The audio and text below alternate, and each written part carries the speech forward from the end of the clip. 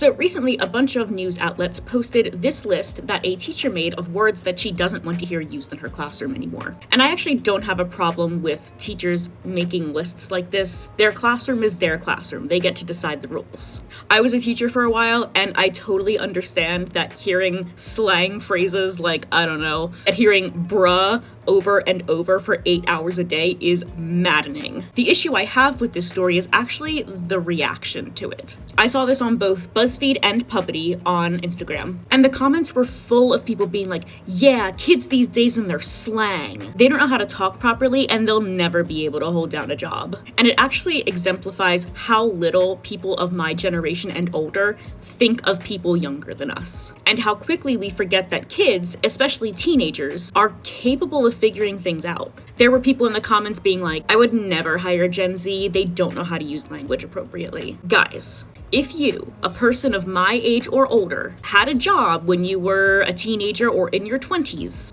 you most likely had an interview.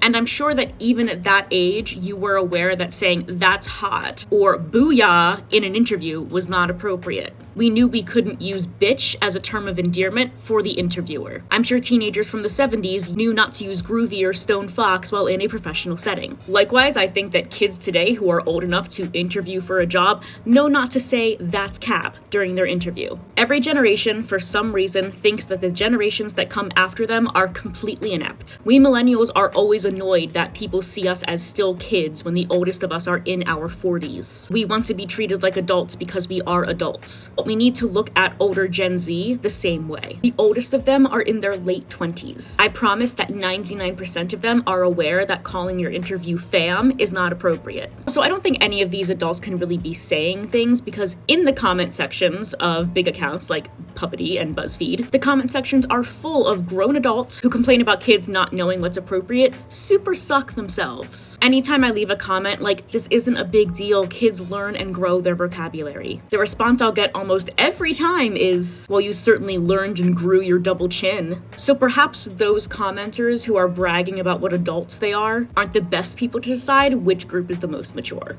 We need to have more faith in these kids.